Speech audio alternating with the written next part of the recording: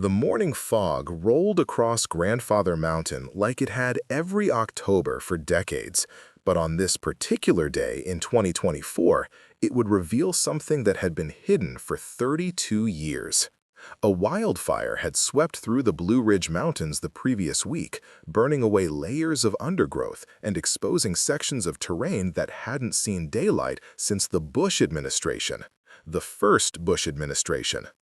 Park Ranger Miguel Santos was conducting a routine damage assessment when his metal detector started screaming. What he found would finally answer questions that had haunted the paragliding community and two families since October 14, 1992. Before we begin the story, let us know in the comments which city you're watching from. We're really curious where you're tuning in from. And don't forget to subscribe to the channel and leave a rating.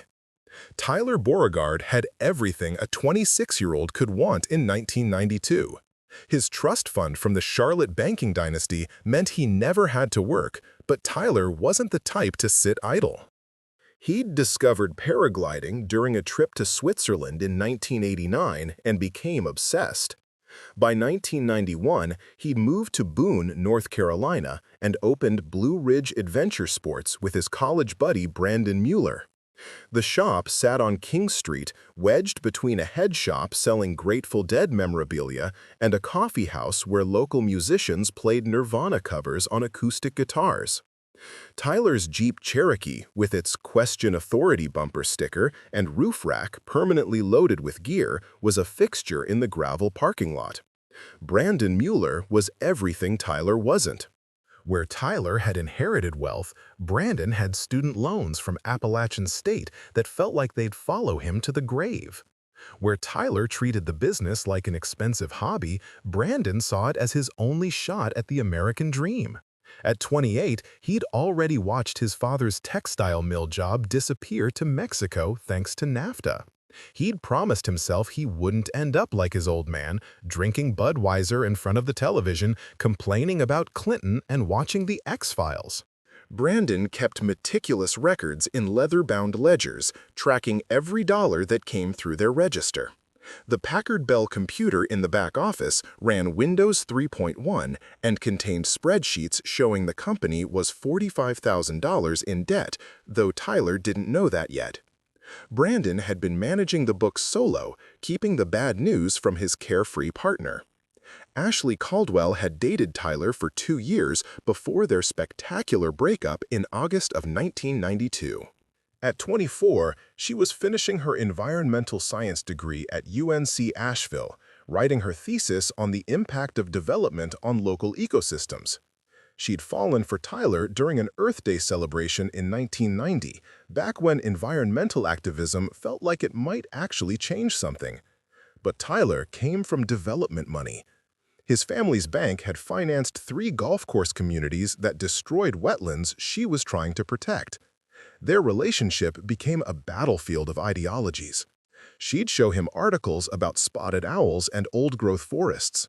He'd laugh and say his family was just giving people what they wanted, a piece of the American dream with a 2-car garage.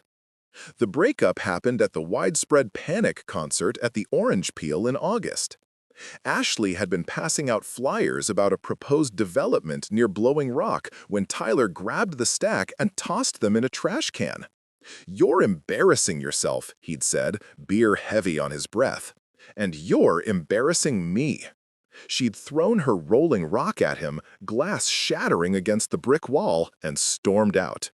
They hadn't spoken since, though Tyler's pager had been going off constantly with her code, 143 for "I love you," followed by 911.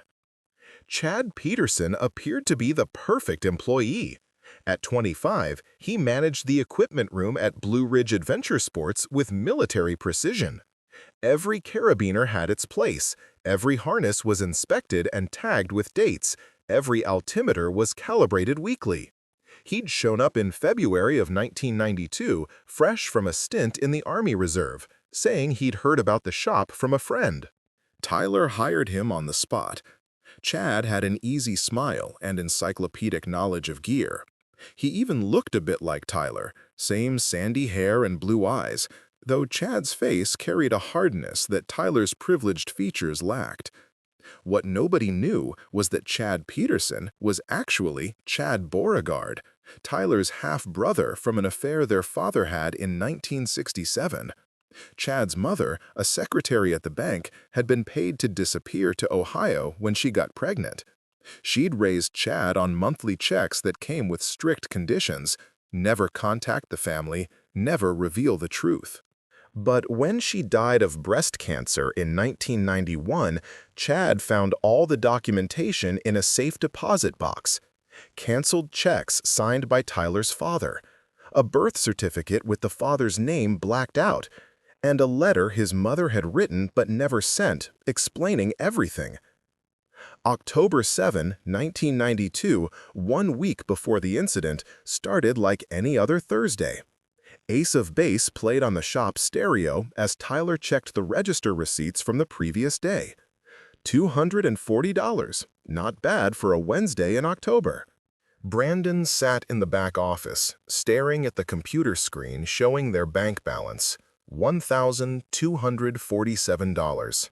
The loan payment due on October 15th was $3,500. He'd already sold his motorcycle, his grandfather's watch, and most of his CD collection to Tower Records. There was nothing left to liquidate except the business itself. Tyler walked into the office, sipping coffee from a styrofoam cup. "Hey man, we need to talk about something," he said, sitting on the edge of Brandon's desk. The desk creaked under his weight. "I've been thinking about making some changes." Brandon's stomach dropped. "What kind of changes?" "I might sell my share of the business. This trust fund lawyer in Charlotte, he says I need to diversify my portfolio or some bullshit. Plus, Ashley's been on my ass about the environmental stuff. Maybe if I get out of the adventure business, she'll take me back." Brandon forced himself to stay calm. "Who would you sell to?" "There's this company out of Asheville, Southeast Adventure Group. They're buying up shops all over the region. They offered me 90 grand for my 60%. $90,000. Brandon's 40% would be worth 60,000, enough to clear the debt and start over. But he knew Southeast Adventure. They were corporate vultures who fired local staff and brought in their own people. Brandon would be out on his ass with nothing. "When would this happen?" Brandon asked. "They want an answer by the end of the month." "I'm thinking about it, man. I mean, this was fun and all, but maybe it's time to grow up, you know?" Chad listened from the equipment room, carefully organizing carabiners by size. He'd heard every word through the thin wall. Tyler's selling would ruin everything. Chad had spent 8 months getting close, learning the business, waiting for the right moment to reveal himself and claim what should have been his. Half of that trust fund, half of everything the Beauregards had built on the back of his mother's silence and suffering. That afternoon, Ashley sat in her apartment near the UNC Asheville campus, staring at her cordless phone. Her period was 3 weeks late. The pregnancy test from Eckerd Pharmacy sat on her bathroom counter, showing 2 pink lines. She'd bought it with cash, too embarrassed to use her credit card. The cashier, a woman with big hair and bigger earrings, had given her a knowing look. Ashley dialed Tyler's pager from memory. 143-911. "I love you, emergency." She needed to tell him, needed him to know before he made any big decisions about the future. Maybe a baby would change things. Maybe he'd finally understand what really mattered. She waited by the phone, but it didn't ring. She tried again an hour later. Still nothing. October 13th, the day before the incident, Brandon stopped at Blockbuster after work. The kid behind the counter, maybe 17 with a face full of acne, recommended Cliffhanger with Sylvester Stallone. "It's radical, man, all about mountain climbing and stuff. You'd probably dig it." Brandon rented it along with Point Break for $350, paying with his Visa that was nearly maxed out. He needed inspiration, needed to see how movie characters handled desperate situations. That same evening, Tyler was at the shop late, doing inventory with Chad. They worked in comfortable silence, Pearl Jam's 10 playing on repeat. Around 9 o'clock, Chad finally spoke up. "You know, if you sell to Southeast, they'll probably tear this place apart." Tyler shrugged. "That's business, man." "What about Brandon?" "Brandon's a big boy. He'll land on his feet." Chad turned to face Tyler directly. "Do you ever think about family? Like, really think about what it means?" Tyler laughed. "Dude, are you getting philosophical on me? What's next? You're gonna quote Deepak Chopra?" "I'm serious. Family secrets, family money. Don't you think people deserve to know where they come from?" Tyler's eyes narrowed slightly. "That's a weird thing to say, Chad." "Is it? I mean, your family's loaded. Banking dynasty and all that. Must be nice knowing you'll always have that safety net." "I guess," Tyler said, clearly uncomfortable with the conversation's direction. Chad pulled out an altimeter, checking its calibration. The device showed 2,847 feet, Boone's elevation. "These things are amazing, you know. They never lie. They always tell you exactly where you are." October 14th, 1992 started with classic North Carolina October weather. Clear skies, temperature around 55 degrees at sunrise, perfect for paragliding. Tyler arrived at the shop at 8:30 a.m., earlier than usual. He had a grande coffee from the new Starbucks that had just opened in Charlotte during his last visit, still hot in its paper cup. The Washington Post sat on the counter, headline reading, "Clinton maintains lead in polls." Brandon was already there, had been since 7 a.m., going through the books one more time. He'd found something troubling. 3 checks written to cash over the past month, Tyler's signature, totaling $8,000. Money they didn't have to spare. "Tyler, we need to talk about these checks," Brandon said, holding up the register. "Not now, man. It's a perfect day. Chad and I are going up to Grandfather Mountain to test some new gear. You should come with us." "I've got paperwork to do," Brandon replied. "Besides, someone needs to watch the shop." Chad arrived at 9 a.m. sharp, wearing his Army surplus jacket and jeans. He'd stopped at the Krispy Kreme on his way in, bringing a dozen glazed donuts. "Peace offering for being weird last night," he said, though his smile didn't quite reach his eyes. At 11:30 a.m., Tyler and Chad loaded the Jeep Cherokee with their gear: 2 paragliders, helmets, harnesses, and Tyler's camera bag with his Canon AE-1. Chad insisted on bringing extra equipment: backup altimeters, emergency beacons, even flares. "Can never be too prepared," he said. They stopped at the Texaco station at noon. Tyler pumped 15 gallons while Chad went inside to pay. The clerk would later remember Chad buying 2 Gatorades and a pack of Marlboro Reds, paying with a $20 bill. He also used the payphone by the restroom, a 30-second call that cost 25 cents. The drive up Highway 105 to Grandfather Mountain took 45 minutes. They listened to the classic rock station out of Boone, Led Zeppelin giving way to Lynyrd Skynyrd. Tyler talked about maybe moving to Colorado, how the paragliding was supposed to be insane out there. Chad just nodded, watching the altimeter on the dashboard climb as they ascended the mountain. They reached the launch site at 1:45 p.m. The parking area was empty except for a Forest Service truck at the far end. The ranger, Carlos Hernandez, was eating lunch in his cab, windows down, listening to Rush Limbaugh on AM radio. He waved at Tyler and Chad as they unloaded their gear. At 2:30 p.m., both men were suited up and ready.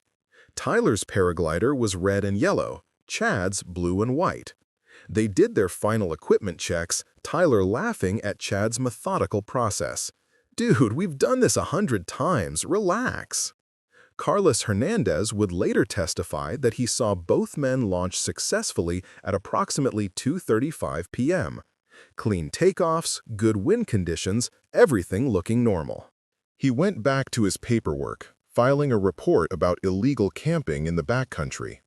At 2:47 p.m., an emergency beacon activated. The signal was picked up by the National Weather Service station in Raleigh and relayed to local search and rescue. The coordinates indicated a position approximately 3 miles northeast of the launch site, in heavily forested terrain with no road access.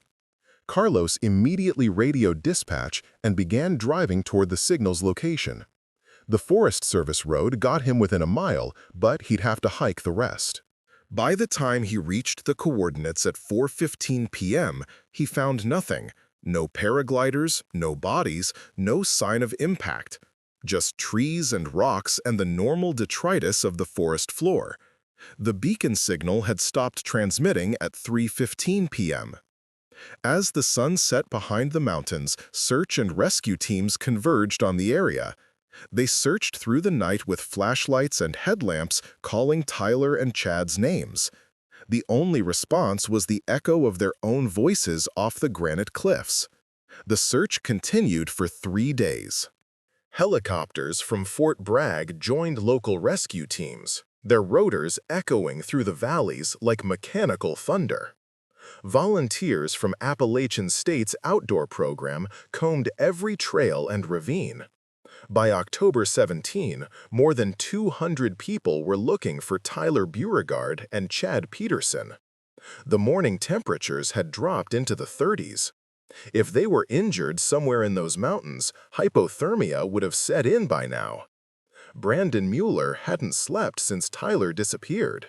He sat in the Blue Ridge Adventure Sports Shop, which had become an unofficial command center for the civilian search effort. Maps covered every surface, marked with grid patterns and search zones.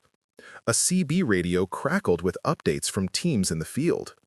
Brandon kept making coffee in the Mr. Coffee machine, pot after pot, though his hands shook too much to drink it.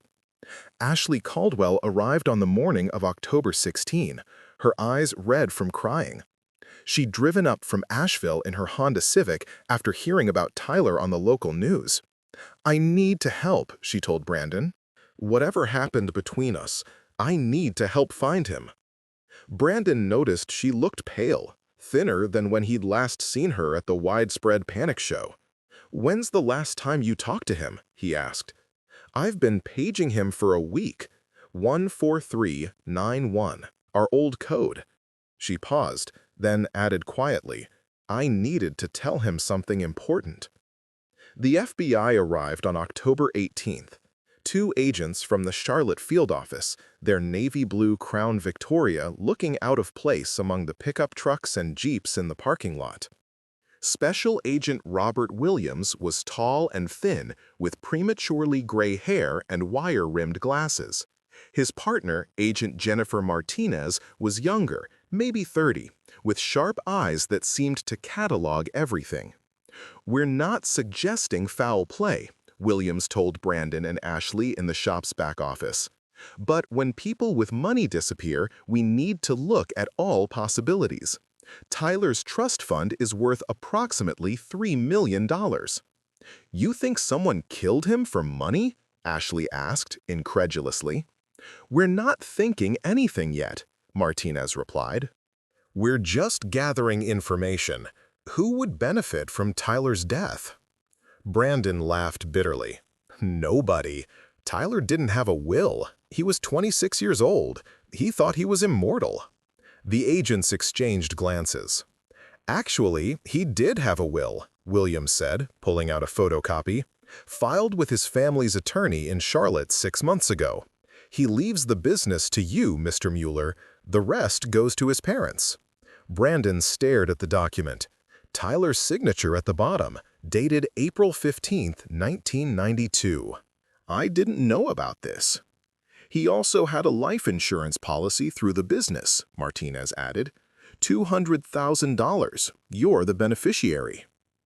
Ashley stood up abruptly. "This is insane. Brandon wouldn't hurt Tyler. They were best friends." "Sit down, Miss Caldwell. We're also interested in your relationship with Tyler. We understand there was a domestic incident in August." "It wasn't domestic violence," Ashley protested. "I threw a beer bottle." "At the wall, not at him."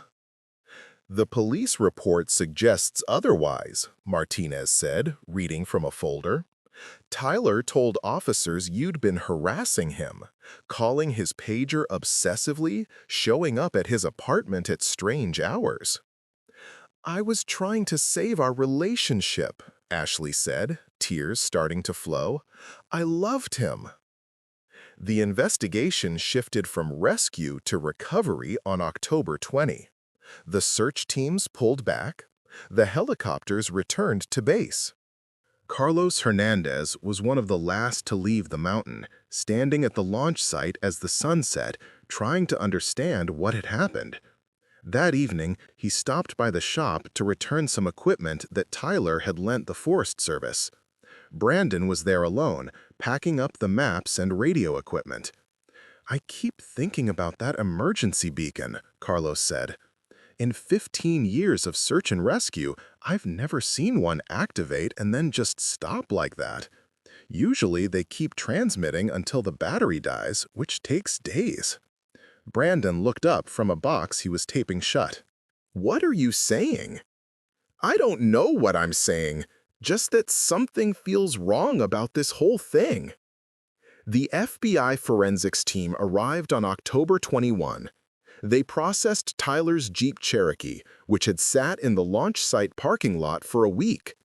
In the glove compartment, they found his wallet with $600 cash, his credit cards, and a small bag of marijuana. Under the passenger seat was an altimeter showing 8,400 feet, which made no sense. Grandfather Mountain's elevation was only 5,946 feet at its highest point. They also found a Polaroid photo tucked into the sun visor.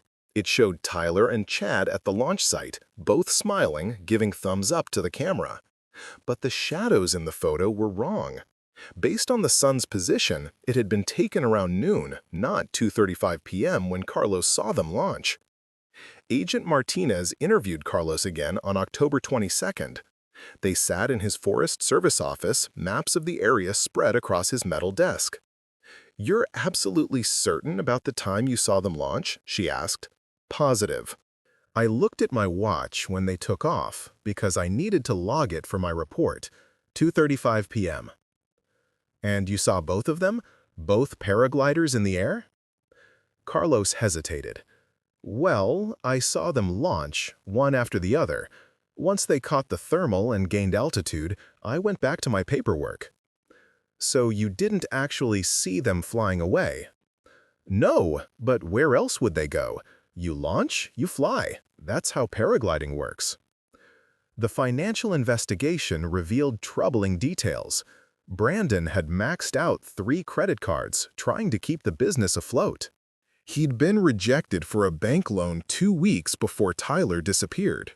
The $45,000 debt would have destroyed him if the business failed. But with Tyler's life insurance and inheriting the business free and clear, Brandon would be saved. The FBI pulled phone records for the payphone at the Texaco station. The 25-cent call Chad made went to Ashley's apartment. But Ashley swore she wasn't home at noon on October 14. She was in class at UNC Asheville Environmental Policy 301. Professor Richardson confirmed she was there, remembered her asking a question about wetland protection legislation. So, who answered the phone at Ashley's apartment? The investigation took a strange turn on October 25 when the Blockbuster employee, Kevin, called the FBI. He'd been watching the news coverage and recognized Brandon.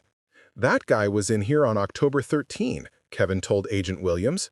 "Rented Cliffhanger and Point Break. But here's the weird thing. He returned them on October 14 at 3:47 p.m. "You're sure about the time?" "Absolutely. The computer logs every transaction." "But Grandfather Mountain is like 45 minutes away. If his friend went missing at 2:47, how was he back in Boone returning videos an hour later?" Brandon's story started to crumble.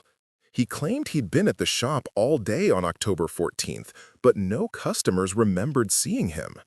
The only person who could verify his alibi was Donna, the owner of the head shop next door, and she'd been in Asheville that day buying inventory. The FBI brought Brandon in for formal questioning.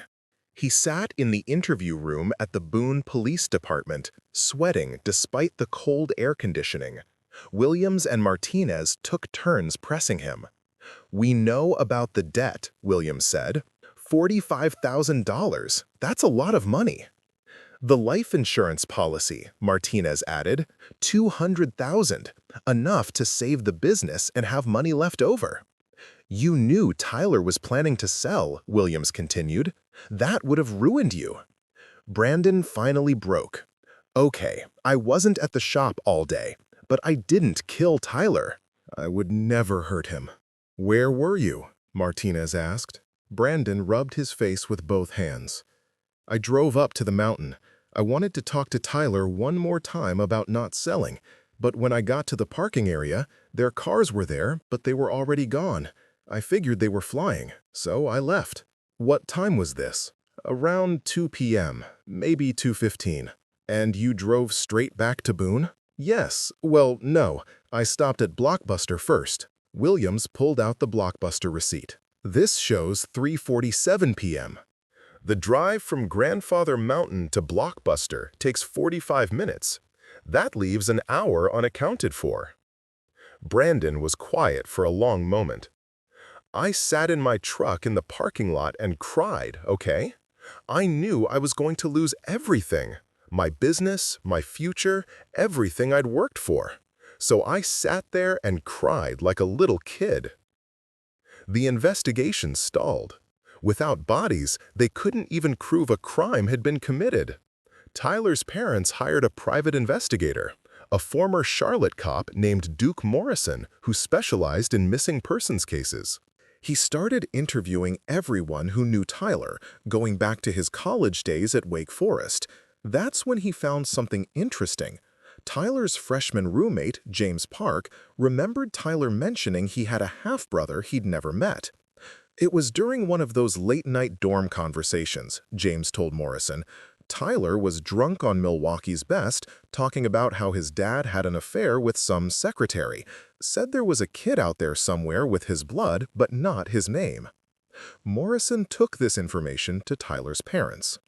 Richard Beauregard, 71 years old and dying of prostate cancer, finally admitted the truth. There had been an affair in 1967, a pregnancy, monthly payments to ensure silence. The woman's name was Linda Peterson. "Peterson," Morrison said, "like Chad Peterson." The FBI ran Chad Peterson through every database they had. His military records showed he'd served in the Army Reserve from 1989 to 1991, stationed at Fort Jackson in South Carolina. But before 1989, Chad Peterson didn't seem to exist. No high school records, no birth certificate, no social security number on file before his military service. They dug deeper. Linda Peterson had died in Columbus, Ohio in September 1991, breast cancer. She had one son, Chad, born April 15, 1967. The father was listed as unknown on the birth certificate, but Linda's bank records showed monthly deposits of $500 from a Charlotte bank for 24 years, stopping only when she died. On November 3, the FBI got a warrant to search Chad's apartment in Boone. He lived in a converted garage behind a larger house, $500 a month in rent. The space was Spartan. A mattress on the floor, milk crates for furniture, clothes in neat piles. But in a metal filing cabinet, they found everything. Linda Peterson's medical records, the canceled checks from Richard Beauregard, a birth certificate with attempts to unblack the father's name using various chemicals, and most damning, a journal Chad had kept since arriving in Boone. The entry started optimistically. February 3, 1992. Got the job at Tyler's shop. He has no idea who I am. Seems like a nice guy. Maybe we can be real brothers once I tell him. But as months passed, the tone changed. June 15. Tyler is exactly what I expected. Privileged, careless, takes everything for granted. He laughs about wasting money while I grew up with a mother working 3 jobs. August 20. Heard him talking about selling the business like it's nothing. This is my chance to finally get close to the family, and he's going to throw it away for some corporate buyout. The final entry was October 13. Tomorrow, I tell him everything. If he welcomes me as a brother, we can share everything. If not, I'll take what should have been mine anyway. But Chad Peterson had disappeared. His apartment had been empty since October 15th, the day after Tyler vanished. His truck, a 1987 Ford Ranger, was gone. The FBI put out a BOLO alert, but it was like Chad had vanished as completely as Tyler. The break came from an unexpected source. On November 10th, a pawn shop owner in Denver called the FBI. Someone had tried to pawn a distinctive watch, a Rolex Submariner with TB engraved on the back. Tyler's parents confirmed he'd gotten it for his college graduation. The pawn shop had security camera footage, grainy VHS quality, but clear enough to identify Chad Peterson. He'd lost weight, grown a beard, but it was definitely him. He'd used a fake ID with the name Charlie Patterson and given an address in Aurora, Colorado. The Denver FBI office moved fast. They found Chad working at a paragliding shop in Boulder, living under his Charlie Patterson identity. He'd been there 3 weeks, told the owner he was from North Carolina, had experience with equipment. They arrested him on November 12, 1992 at 6 a.m. Chad was sleeping in a studio apartment above the shop. He didn't resist, didn't even seem surprised. As they cuffed him, he said quietly, "I knew you'd find me eventually." During the extradition flight back to North Carolina, Chad started talking. Not a full confession, but fragments. He talked about growing up knowing his father was somewhere out there, rich and important. How his mother would cry when the checks came, hating herself for taking the money but needing it to survive.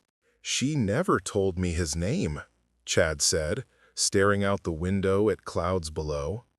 "But when she was dying, delirious from the pain medication, she kept saying Beauregard over and over. After she died, I found everything. The checks, the letters she never sent, photos of my father from newspaper clippings she'd saved." Back in North Carolina, Chad was held in the Watauga County Jail while the FBI and local prosecutors tried to build their case. The problem was, they still had no bodies, no physical evidence of a crime, just circumstantial evidence and Chad's suspicious behavior. District Attorney Rebecca Thompson knew she needed more to get a conviction. The breakthrough came from an unexpected direction. On November 20, 1992, a geology professor from Appalachian State named Dr. Kenneth Yoder contacted the FBI. He'd been following the case in the news, and something bothered him about the altimeter reading in Tyler's Jeep. 8,400 feet doesn't exist in North Carolina, Dr. Yoder explained to Agents Williams and Martinez in his cluttered university office. "Our highest peak is Mount Mitchell at 6,684 feet. But you know where you do find that elevation? Colorado. Specifically, the area around Boulder where your suspect was arrested." Martinez pulled out a map of Colorado. "You're suggesting they flew to Colorado?" "I'm saying that altimeter was last calibrated at 8,400 feet. These devices need to be reset to local pressure and elevation. If Chad took that altimeter to Colorado and used it there, it would retain that reading." The FBI contacted the FAA and started pulling flight records. On October 14, 1992, a private plane had taken off from a small airstrip near Banner Elk, North Carolina at 4:30 p.m. The flight plan showed a destination of Jefferson County Airport in Colorado. The plane was registered to Southeast Adventure Group, the company that wanted to buy Tyler's share of the business. The pilot was Marcus Webb, a former Army helicopter pilot who did contract flights for various adventure companies.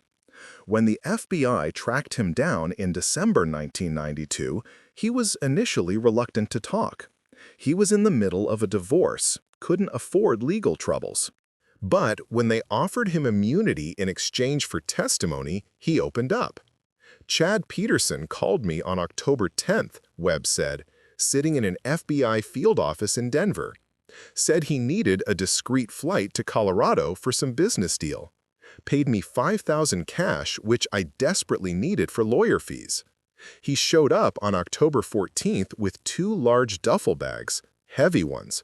I didn't ask questions. In my business, you learn not to.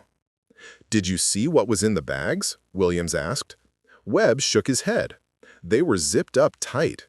But during the flight, I heard something. Like a phone ringing, one of those electronic beeps. Chad got real nervous, went back and unzipped one bag partway. I saw him pull out what looked like an emergency beacon and switch it off. The FBI got a warrant to search Southeast Adventure Group's records. They found something interesting. Chad had contacted them in September, before Tyler even announced he was thinking of selling.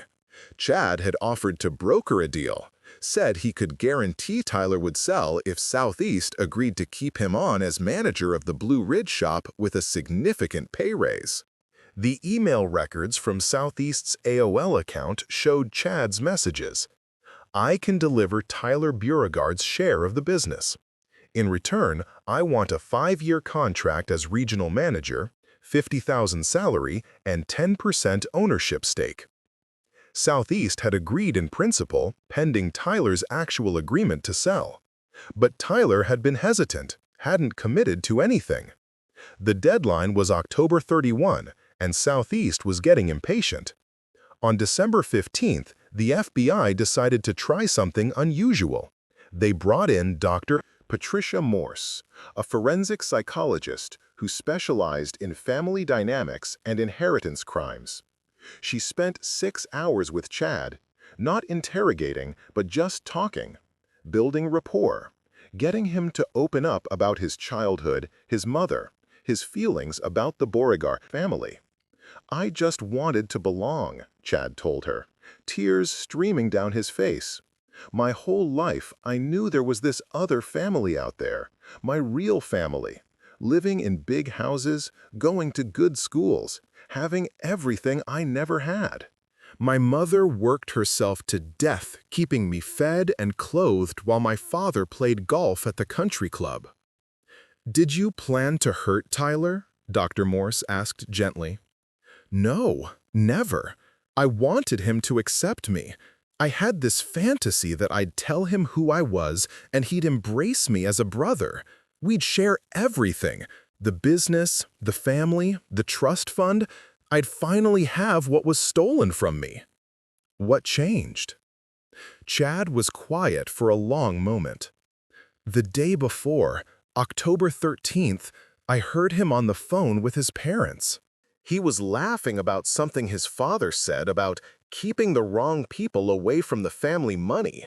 Then his father said something about bastards always come begging eventually.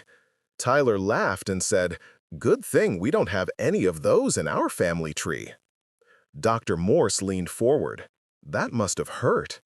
He knew, Chad said, his voice breaking. Tyler knew about me the whole time. His father had told him, and he hired me anyway, kept me around like some kind of joke. The bastard brother working in the equipment room while he played trust fund baby. The psychological evaluation revealed that Chad had likely suffered from what Dr. Morse called psychological splitting, seeing Tyler as both the brother he wanted and the enemy who had everything he'd been denied. This split had become more pronounced as October 14 approached. On December 20, the FBI got another break. A hunter in the Roosevelt National Forest in Colorado, about 60 miles from Boulder, found something unusual. A torn piece of red and yellow fabric caught on a pine tree about 40 feet up. It looked like paraglider material. The coordinates were at approximately 8,400 feet elevation. Search teams converged on the area after Christmas. The snow was already 3 feet deep in places, making the search difficult. They used ground-penetrating radar, cadaver dogs, and metal detectors. On December 28th, they found what they were looking for. The location was a natural depression in the mountainside hidden by a cluster of lodgepole pines. The bodies had been covered with branches and rocks. Then natural snowfall had hidden them further. Both victims showed evidence of trauma consistent with a fall from significant height, though the medical examiner couldn't determine if they were alive or dead when they fell. Tyler's wallet was still in his pocket, along with a small notebook where he kept track of his flights. The last entry was October 14th, 2:30 p.m. Perfect conditions. Chad seems nervous about something. Probably equipment worry. He's always such a perfectionist. The most damning evidence came from the paragliders themselves. Both had been sabotaged in a subtle way. The reserve parachute deployment cords had been cut partway through, invisible from casual inspection, but guaranteed to fail under stress. It would have taken someone with intimate knowledge of the equipment to know exactly where to make the cuts. Chad's story finally came out in full on January 5, 1993. Facing the death penalty, he agreed to a plea deal for life without parole in exchange for a full confession. He sat in the interview room with his court-appointed attorney, David Cheng, and told the investigators everything. "I confronted Tyler at the launch site," Chad began. "After Carlos drove away, I told Tyler I was his brother. I showed him the documents, the canceled checks, everything. He laughed, said he'd known for months. His father had warned him I might show up someday looking for handouts." Chad's hands shook as he continued. "Tyler said I could keep working at the shop if I wanted, but I'd never be a real Beauregard, never get a penny of family money. He said blood doesn't make family, and I was nothing but his father's mistake." "What happened then?" Williams asked. "I hit him, just once. He went down, unconscious but breathing, and I stood there looking at him and realized I could take everything. His identity, his trust fund, everything. Who would know? We looked similar enough. I had access to all his documents at the shop." The plan had formed quickly in Chad's mind.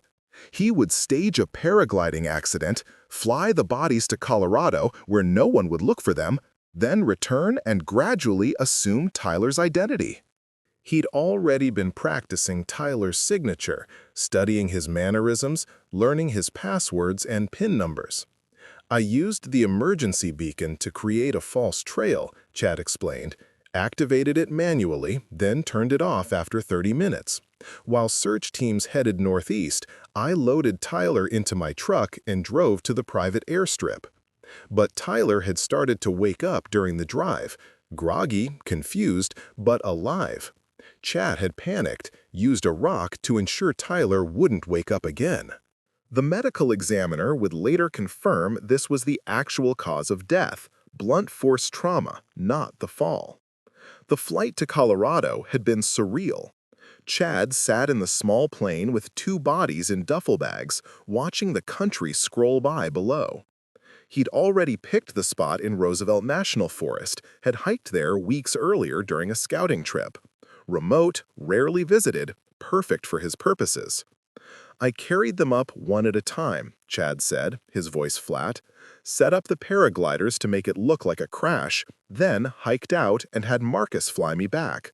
I was in my apartment by 2 a.m. on October 15th. But the plan had started falling apart immediately. Chad hadn't counted on the FBI getting involved so quickly. He hadn't expected Tyler's parents to hire a private investigator. Most of all, he hadn't expected the psychological toll. The guilt aided him, made him paranoid and reckless. "Why did you run to Colorado?" Martinez asked. "I thought maybe I could find the bodies first, move them, cover my tracks better. But mostly, I just wanted to be near Tyler, as crazy as that sounds. He was still my brother." The trial began on September 7, 1993, at the Watauga County Courthouse. The prosecution, led by Rebecca Thompson, presented an overwhelming case. The financial motive, the family connection, the sabotaged equipment, the confession. The defense tried to argue diminished capacity due to psychological trauma from a lifetime of rejection, but the jury wasn't buying it. Ashley Caldwell testified on September 15th. She was 6 months pregnant by then, showing clearly under her black dress. The baby was Tyler's, conceived during a brief reconciliation attempt in early September. She broke down on the stand, describing her last attempts to reach Tyler through his pager. "I needed to tell him about the baby," she sobbed. "I thought maybe it would change things between us, make him see what really mattered." Brandon Mueller testified the next day. The business had folded after Tyler's death, the debts overwhelming without Tyler's trust fund to back them up. Brandon had moved back in with his parents, was working at his uncle's hardware store. The insurance money had gone to Tyler's estate, not to Brandon, since Tyler's death was ruled a homicide. "Tyler was my best friend," Brandon said quietly. "Yeah, I was scared about the debt, about losing everything, but I would have figured something out. I always did. Tyler didn't deserve what happened to him. Nobody does." Tyler's parents, Richard and Margaret Beauregard, attended every day of the trial. Richard, dying of cancer, had to be helped to his seat each morning. On September 20, he testified about the affair, the secret payments, the shame that had haunted him for 25 years. "I failed both my sons," he said, his voice weak but clear. "Tyler by not protecting him, and Chad by denying him a father. My cowardice and pride caused all of this." The jury deliberated for only 4 hours. On September 23, 1993, they returned a verdict of guilty on 2 counts of first-degree murder. Chad showed no emotion as the verdict was read. During the sentencing phase, he made only one statement: "I spent my whole life wanting to be a Beauregard. Now I realize the only thing Tyler and I truly shared was our father's capacity for cruelty." Chad Peterson was sentenced to life in prison without the possibility of parole. He was taken to Central Prison in Raleigh, where he would spend the rest of his days. He refused all interview requests, all attempts at contact from documentarians and true crime authors who would become fascinated with the case over the years. The epilogue came in 2024, 32 years after the murders.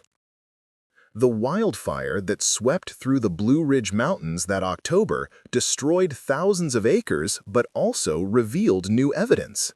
A metal detector enthusiast named Tom Rodriguez, searching the burnt areas for historical artifacts, found something unusual near the original launch site.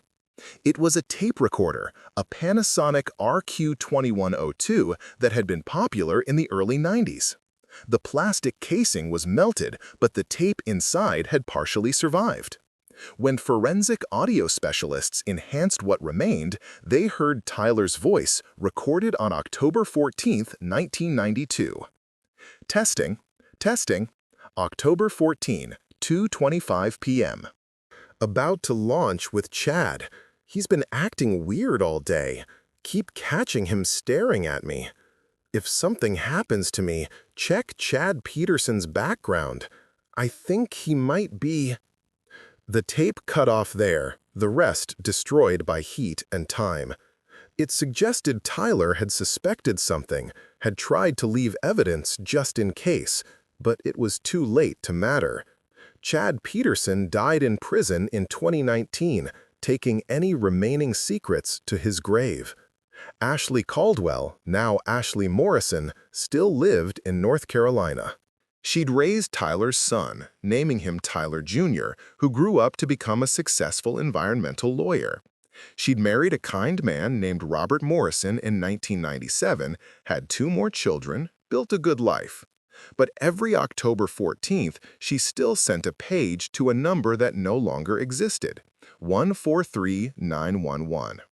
Brandon Mueller had moved to Oregon in 1995, started a new adventure company that focused on rock climbing rather than paragliding.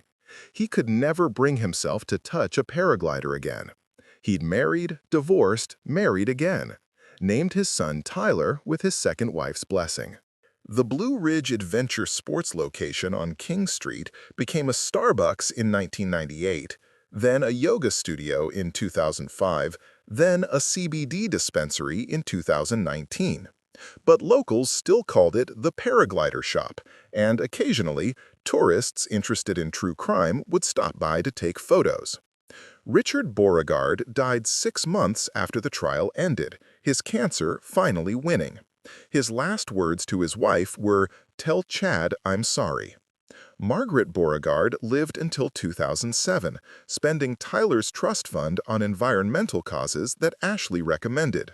She never spoke publicly about her son or the stranger who was also her stepson.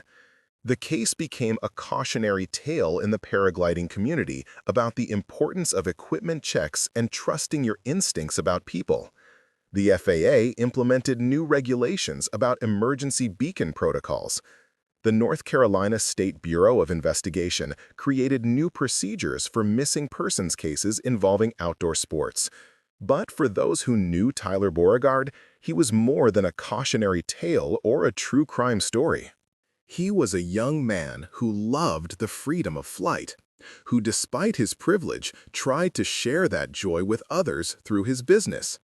His last flight may have ended in tragedy, but his friends remembered the hundreds of successful flights before. Tyler's whooping joy as he caught thermals and soared above the Blue Ridge Mountains, free and alive and untouchable in the Carolina blue sky. The Grandfather Mountain launch site was renamed Tyler's Point in 1994. A small plaque was installed, weather-resistant bronze that caught the morning light. It read simply, Tyler Beauregard, 1966 to 1992. He touched the sky. Every October 14, paragliders from across the Southeast gathered there for a memorial flight. They'd launch one by one, their colorful wings catching the wind, spiraling upward on the same thermals Tyler had loved. From the ground, they looked like bright butterflies against the endless blue, defying gravity and fate alike. The truth about what happened in those mountains in 1992 had finally been told. The evidence had been gathered, the trial concluded, justice served as much as it ever could be. But the real tragedy wasn't just the murder of Tyler Beauregard or even the waste of Chad Peterson's life. It was the simple fact that 2 brothers who should have grown up together, who might have been friends, were destroyed by secrets and pride and the terrible arithmetic of inheritance. In the end, the mountains kept their silence. The wind still blew through the valleys and over the peaks, carrying hawks and eagles and sometimes paragliders. The emergency beacons were now GPS-enabled, the equipment safer, the community more careful. But on foggy mornings, when the mist rolled across Grandfather Mountain like it had that day in 2024, when the truth was finally revealed, locals said you could still hear it, the distinctive whisper of paraglider wings catching air, and Tyler Beauregard's last laugh echoing off the ancient stones, free at last, free forever.